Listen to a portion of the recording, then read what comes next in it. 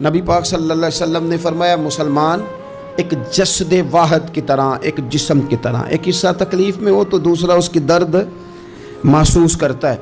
انسان کے وجود کے اندر سب سے قیمتی اس کا دماغ ہوتا ہے، اسی سے سوچتا ہے، اسی سے وہ عمل کرتا ہے، اسی سے منصوبہ بندی کرتا ہے، اسی سے وہ مومن ہوتا ہے، اسی سے معاذ اللہ کافر ہوتا ہے۔ اور وجود کے اندر جس کو درجے کے لحاظ سے بولنے میں بعض اوقات کم درجہ سمجھا جاتا ہے وہ پیر ہوتے ہیں۔ اور تو میری ٹھوکر کے بھی قابل نہیں، میں تجھے جوتے کی نوک پہ، پیر کی نوک پہ بھی نہیں سمجھتا۔ ہم یہ کہتے ہیں محاورتاً کہ تو پیروں کے قابل بھی نہیں، یعنی سب سے اعلیٰ درجہ دماغ کو دیا، دل کو دیا، اور سب سے ہلکا درجہ پاؤں کو دیا۔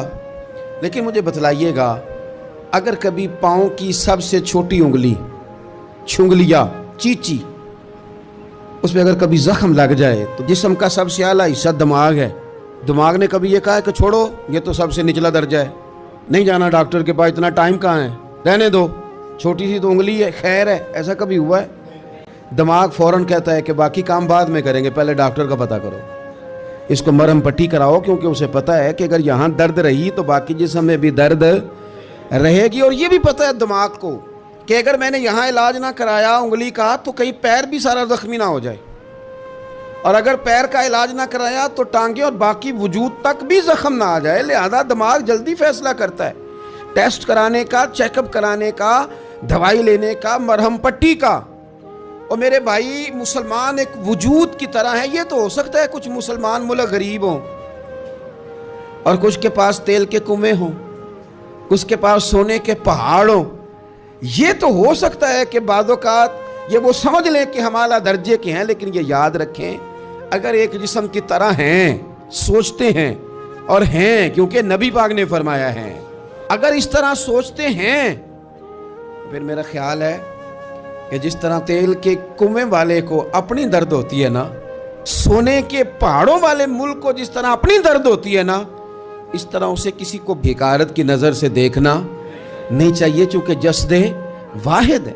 اور جسد واحد میں اگر کوئی درجہ بڑا بھی رکھتا ہو کہ جناب ہمارے پاس ایک بڑی جگہ ہے، متبرک جگہ ہے، ہم بڑے ہیں، تو آپ بڑے ہیں، لیکن بڑا دماغ ہی یہ فیصلہ کرتا ہے کہ بھئی وہ چھوٹا سا پیر کا حصہ زخمی ہے، جلدی کرو، علاج کراؤ۔ لیکن بڑے دماغ والا کہے کہ میرا گھر تو محفوظ ہے، اس کا مطلب ہے بڑے دماغ والے نے یا تو سوچنا بند کر دیا ہے، یا وہ خود غرض ہو گیا ہے، یا لالچی ہو گیا ہے، یا پھر وہ یہ ماننے کو تیار نہیں۔ میں حدیث پاک کا ترجمہ کر رہا ہوں، میں تو حدیث پاک بیان کر کے مثال دے رہا ہوں، اب مجھے حدیث کا ترجمہ تو کرنے دینا بھائی، حضور کے فرمان پر تو بات کرنے دو نا بھائی۔ یہاں تو اس نے اس حدیث کو سمجھا نہیں، اور اگر سمجھ لیا ہے پھر یہ کیسے ہو گیا کہ فلسطین کی بیٹیاں روتی رہ گئی اور تو رویا ہی نہیں؟ اگر تو جسد واحد تھا تو جس طرح تیری بیٹی روئے تو روتا ہے، اس طرح تجھے فلسطین کی بیٹی کے رونے پر بھی رونا چاہیے تھا، پھر تجھے فلسطین کی بہن کے رونے پر بھی رونا چاہیے تھا۔ یہ کیا بات ہوئی؟ ہم نے نا کسی کو چھوٹا سمجھا، کسی کو حقیر سمجھا۔ اور بھئی یہ تیرا خیال ہے کہ فلانا فلاں ہے اور فلانا فلاں ہے۔